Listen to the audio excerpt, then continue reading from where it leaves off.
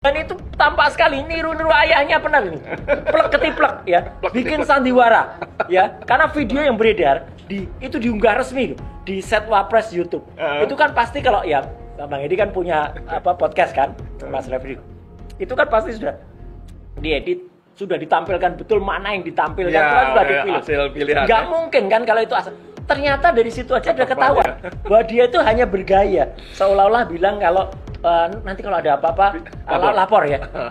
Yang diajak ngomong nggak ada. Yang kemudian dia, padahal dia tuh yang lewat ada tabung gas yang diajak ngomong. Kalau Pak Prabowo ada apa-apa, ya maka yang naik adalah Fufafa. Jangan lupa loh, kalau yang naik Fufafa itu berarti bisa dibayangkan, dan ini yang memang sudah ditunggu oleh yang bersangkutan.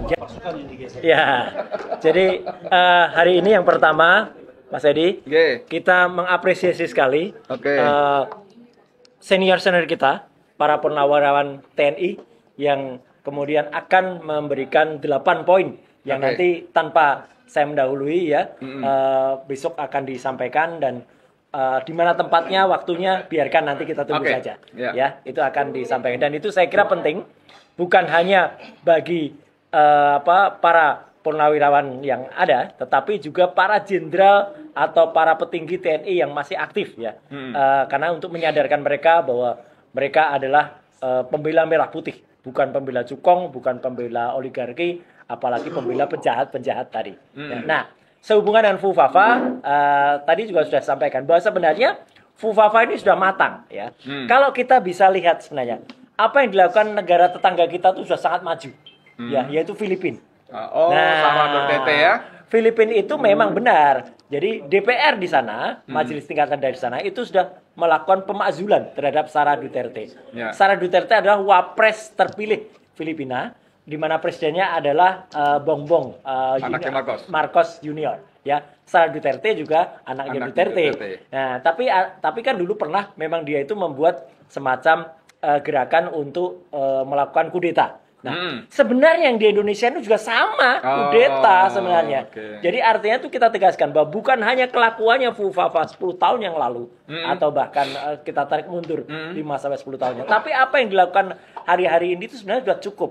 Kalau nanti ahli-ahli tata negara ya, bisa di sini ada Mas Refli Harun, ada juga Mas Ferry, ada juga Mbak Fitri, itu juga akan menyampaikan sebenarnya sudah sah untuk dia itu pantas dianggap melakukan tindakan yang tidak terpuji atau bahkan tercela. Antara lain apa? Melakukan tindakan-tindakan di luar Pak Prabowo. Apa misalnya sebenarnya dia sekarang kan beberapa waktu yang lalu itu misalnya memberikan bantuan ya. Bantuan itu kan sebenarnya itu kan uang rakyat. Uang rakyat, uang kita gitu loh, uang kita, tapi dinamai bantuan Mas Wapres. Mas Wapres Gibran, pakai nama lagi. Gibran ya. Itu kan ya keterlaluan banget. Itu padahal kan itu uang kita. Itu satu. Yang kedua membuat lapor Mas Wapres. Ya. Padahal sekarang kenyataannya apa lapornya? Nggak ada. Ya, kemarin bahkan di Menteng Wadas ya, ketika heboh gas 3 kilo, dia datang itu sudah tenang. Coba dia datang pas heboh, kayak Bali gini-gini. Nah itu, apa dia berani? Pasti nggak berani. Sudah dikondisikan datang aja di Menteng Wadas saja, dia tuh benar-benar Fufafa, fura-fura nggak tahu apa-apa. Ya kan gitu. Dan memang nggak tahu apa-apa, memang nggak bisa apa-apa. Dan itu tampak sekali niru-niru ayahnya benar ini. Plek ketiplek ya, bikin sandiwara ya. Karena video yang beredar itu diunggah resmi di set Wapres YouTube. Itu kan pasti kalau ya Bang Edi kan punya podcast kan, Mas Refri. Itu kan pasti sudah diedit, sudah ditampilkan betul mana yang ditampilkan, sudah dipilih. Hasil pilihan. Nggak mungkin kan kalau itu asal. Ternyata dari situ aja udah ketahuan bahwa dia itu hanya bergaya, seolah-olah bilang kalau nanti kalau ada apa-apa lapor ya. Yang diajak ngomong nggak ada. Yang kemudian padahal dia tuh yang lewat ada tabung gas yang diajak ngomong. Gitu. Kalau ada bapak lapor. Iya, bapak-bapak ada yang berpeci putih lewat, ada juga yang semua lewat di depan, kayak nggak dianggap aja. Kan kita kan rugi besar negara ini. Dan dia melampaui apa? Melampaui kekuasaan atau melampaui wewenang presiden. Karena apa? Bahlil pun kan katanya sudah konsultasi soal apa tabung gas itu ya kepada dia itu dan kemudian dibantah kan. Maksudnya konsultasi ke Gibran. Iya kan? Kan berarti kan ini di luar kewenangan presiden. Jadi harusnya DPR kita tuh harus berani untuk melakukan pemakzulan. Nah, tapi untuk mengapresiasi gerakan rakyat yang ini sekarang lagi ada di Medan, Surabaya, Jogja, Bandung, Surabaya adili Jokowi dan juga turunkan Gibran ya. Itu di mana-mana ya, turunkan Gibrannya belum naik ya. Belum ya. Harus naik kita naikkan. Itu kita juga menyampaikan bahwa kita ingatkan lagi bahwa Fufafa itu memang 99,9% itu memang ilmiah dan terbukti. Ya, hanya tinggal nanti bagaimana upaya-upaya dari para ahli dari hukum tata negara itu untuk memprosesnya. Apakah ini kemudian harus menunggu kembalinya Undang-Undang Dasar lagi? Ya, kan kelamaan ya. Jadi tapi kalau enggak kan memang harus DPR dulu 3/4, nanti ke MK, nanti balik lagi ke MPR. Nah, harus ada cara. Dan jangan lupa, Mas Edi, kita pernah punya hal di mana yang namanya kekuatan rakyat, people power itu bagus betul pada tanggal 22 Agustus tahun kemarin ya. Ya, ketika kita kita mendorong balik yang mau membegal keputusan MK waktu itu kan akhirnya kan tidak jadi. Ini harus terjadi. Bukan berarti kerusuhannya, bukan. People power tidak berarti kerusuhan. Sama dengan coretan yang ada di dinding-dinding itu bukan vandalisme. Kalau itu vandalisme, Anda menghina para pejuang kita. Merdeka atau mati. Iya, merdeka atau mati. Dulu usir Belanda, usir penjajah. Sama itu bagus, dulu. Ini juga sama. Adili, gitu kan sama gitu. Nah, jadi sekali lagi saya secara pribadi dan juga kita bersama rakyat, ayo kita kembalikan semangat kepada sementara kita berikan kesempatan kepada Pak Prabowo. Ya. Jangan lupa, ini kita tuh dalam rangka juga mendukung dalam tanda kutip hari-hari ini. Kenapa? Kalau Pak Prabowo ada apa-apa, ya, maka yang naik adalah Fufafa.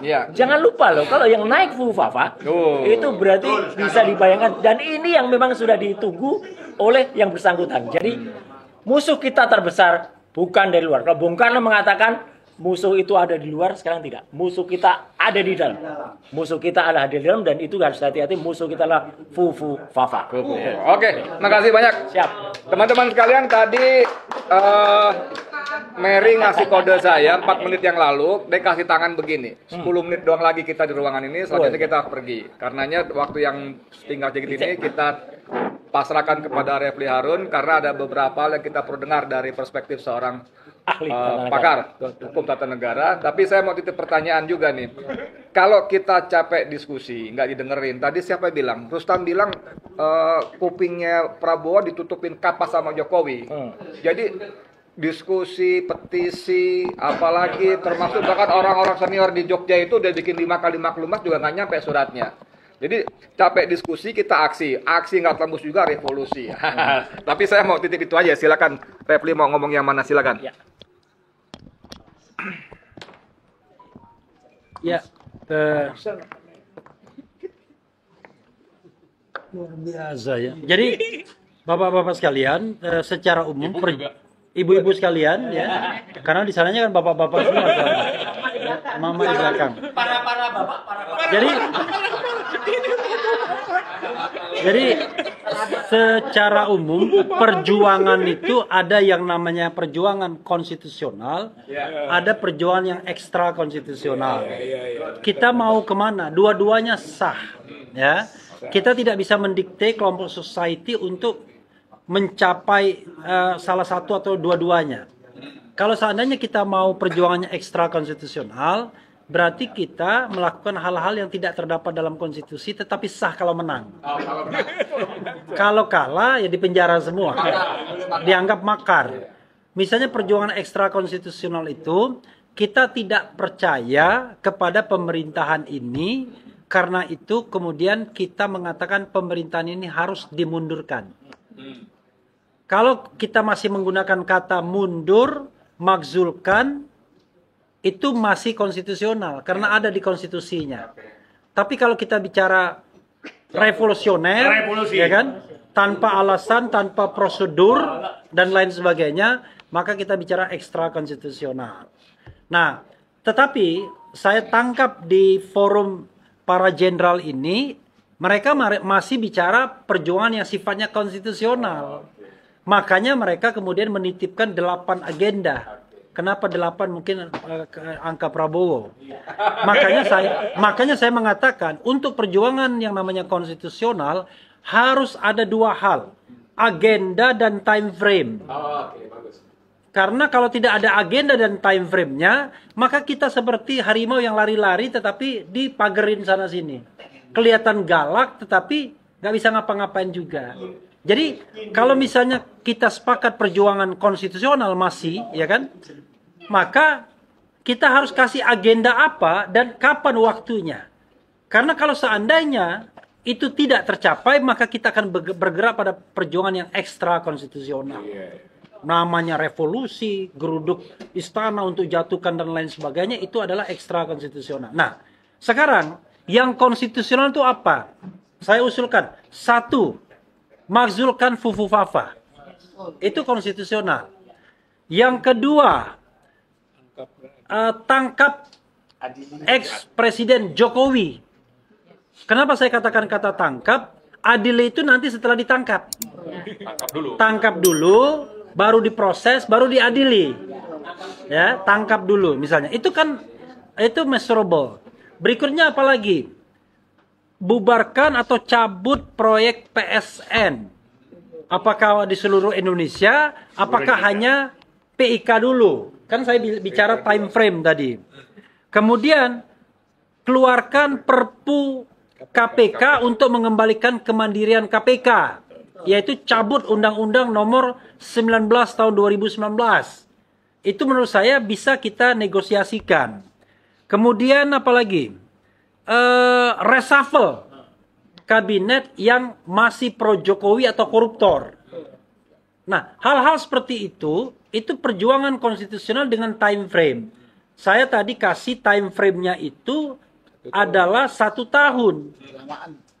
Ada yang bilang kelamaan 6 bulan, ya. Termasuk juga ada tadi cabut undang-undang yang pro oligarki, misalnya undang-undang pertambangan, kemudian undang-undang omnibus law, undang-undang kesehatan dan lain sebagainya. Nah, semua itu kita harus ukur ada time frame-nya. Nggak mungkin suddenly karena tidak boleh ada kekosongan aturan, kemudian juga harus ada peralihan dan lain sebagainya, ada evaluasi.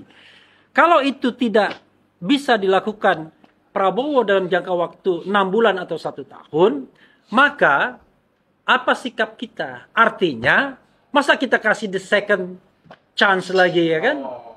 Gitu loh maksud saya. Jadi jelas kita, jangan bilang 100 hari, setelah 100 hari lewat, tambah lagi. Statement lagi, kan begitu. Jadi kalau kita mau percaya, ya silakan kita dukung saat ini, sepanjang Anda melakukan hal-hal ini. Nah kalau nggak ada ya gimana? Misalnya gini, besok dia berhentikan Bahlil, berhentikan Airlangga Hartarto, berhentikan Budi Ari, berhentikan orang-orang Erick Thohir misalnya, orang-orang yang ditengarai merupakan keperpanjangan tangan dari Mulyono dan oligarki, maka akan kita dukung tindakan-tindakan itu dan yakinkan kepada Prabowo bahwa itu tindakan yang benar. Lalu dia mau keluarkan Perpu KPK misalnya, dia lihat kiri kanan, tanya Yusril bilang jangan, tanya Otto jangan, tanya Edi Hiaris jangan, ya kan? Lalu dia bilang, lah yang benar mana? Kan nggak mungkin dia tanya Refli Harun kan? Maka yang terjadi adalah kita meyakinkan Prabowo kalau dia melakukan itu, maka itu tindakan benar dan kita akan dukung. Jadi kita itu bukan mendukung tanpa reserve, kita mendukung agenda-agenda yang baik. Itu kalau kita berpikir masih bisa berharap sama Prabowo. Nah, kalau nggak bisa berharap lagi ya nggak ada gunanya kita kumpul-kumpul omon-omon begini. Prabowo omon-omon, kita juga omon-omon. Wassalamualaikum warahmatullahi wabarakatuh.